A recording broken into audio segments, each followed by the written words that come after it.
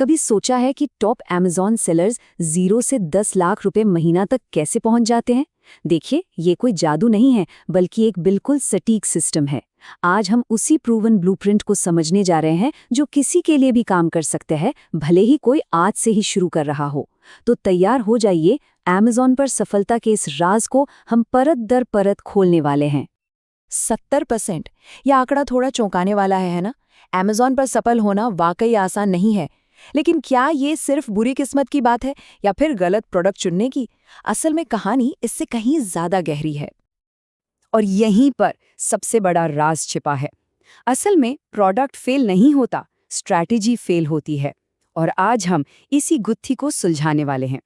हम आपको step by step वो ब्लूप्रिंट दिखाएंगे जो विजेताओं को बाकियों से अलग करता है।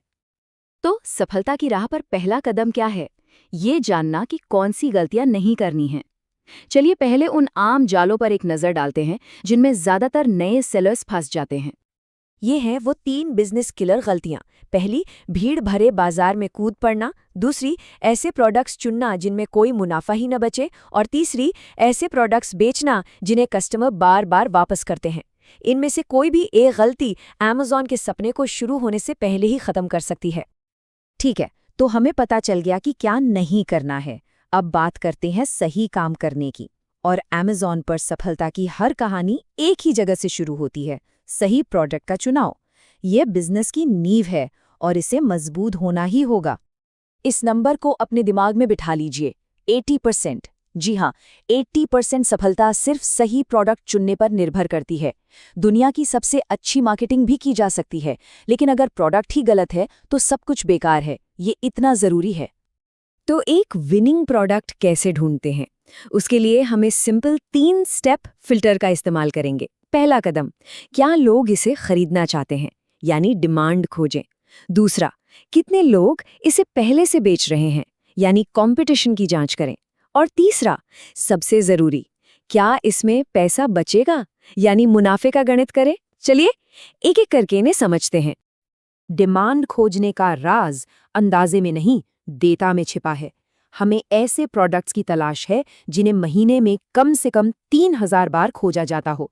हमें यह भी देखना है कि कम से कम 10 दूसरे सेलर्स पहले से ही वहां पैसा कमा रहे हों। ये मार्केट का सबूत है। और कीमत 800 रुपए से 3000 के बीच, ये मुनाफे के लिए सबसे सही रेंज है। और अब एक प्रो टिप, कंपटीशन से डरने की जरूरत नहीं है, उसमें एक मौका ढूंढना है। अगर टॉप 5 लिस्टिंग्स में 500 से कम रिव्यूज हैं, तो ये एक सुनहरा मौका है। इसका मतलब है कि इस मार्केट में घुसकर एक बड़ा खिलाड़ी बना जा सकता है। और अब सबसे जरूरी सवाल, क्या इसमें पैसा है? दिन के आखिर में सिर्फ एक ही नंबर मायने रखता है, नेट मार्जिन।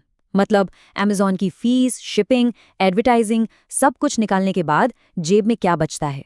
हमारा टारगेट 30 से 40% होना चाहिए। इससे कम कुछ भी इस जोखिम के लायक नहीं है। बहुत बढ़िया, एक विनिंग प्रोडक्ट मिल गया है। लेकिन अब असली काम शुरू होता है। एक ऐसा ब्रांड बनाना जिस पर लोग भरोसा करें, और एक ऐसी लिस्टिंग बनाना जो लोगों को खरीदने पर मजबूर कर दे। चलिए इस रिसर्च को हकीकत में बदलते हैं। इसको सिर्फ उबाऊ कागजी कार्रवाई मत समझिएगा। ये आपके बिजनेस का किला बनाने जैसा है। जीएसटी और सेलर अकाउंट तो जरूरी हैं, लेकिन असली ताकत मिलती है ट्रेडमार्क से, जो आपको अमेज़न ब्रांड रजिस्ट्री का एक्सेस देता है। इससे आप A+ कंटेंट, यानी शानदार प्रोडक्ट पेज, और अपना खुद का ब्रांड स्टोर बना सकते हैं, जो आपको कंपटीशन से बिल्कुल अलग खड़ा कर देता है।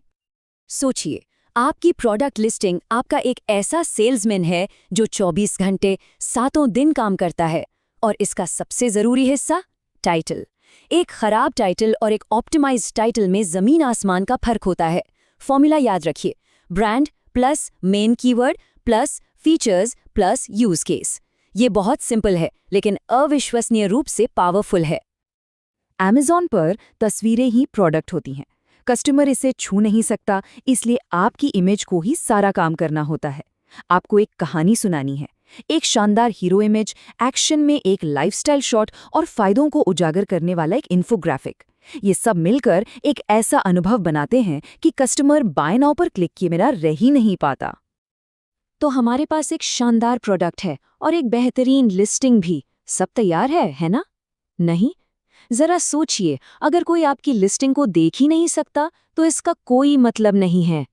अब वक्त है Amazon के एल्गोरिदम का ध्यान खींचने का और अपने प्रोडक्ट को सुर्खियों में लाने का। पहले 30 दिन बस यही आपके बिजनेस की दिशा तय करते हैं। हमारी 30 दिन की लॉन्च योजना 2 फेज में है।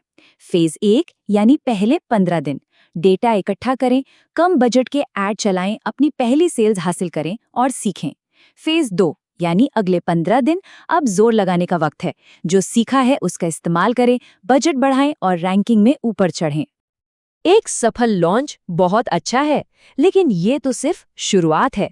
असली चुनौती उस शुरुआती मोमेंटम को एक परमानेंट ग्रोथ इंजन में बदलना है।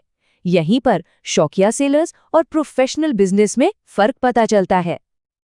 Amazon की सफलता का पूरा खेल एक साइकिल में छिपा है और इस साइकिल की शुरुआत होती है रिव्यूज से।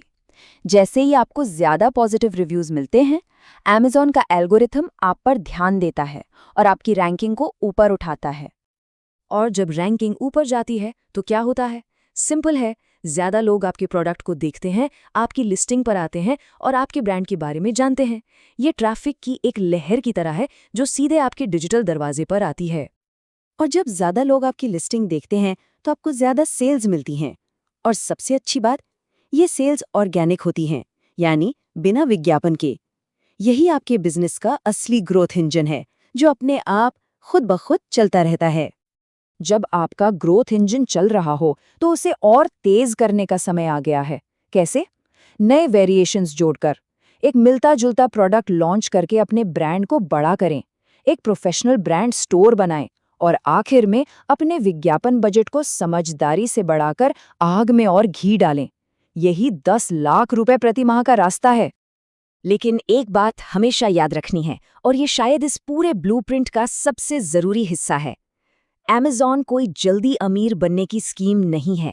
ये एक असली बिजनेस है। इसमें समय लगता है, सब्र लगता है और स्मार्ट फैसले लगते हैं। ये एक मैराथन है, 100 मीटर की दौड़ नहीं। तो अब ब्लूप्रिंट सामने है, सफलता का पूरा नक्शा सामने है। तो अब सवाल ये नहीं है कि क्या करना है, बल्कि ये है कि शुरू कब करना है, पहला कदम क्या होगा। आज ऐसा क्या एक काम किया जा सकता है जिससे इस सफर की शुरुआत हो? इस पर सोचिए और फिर एक्शन लीजिए।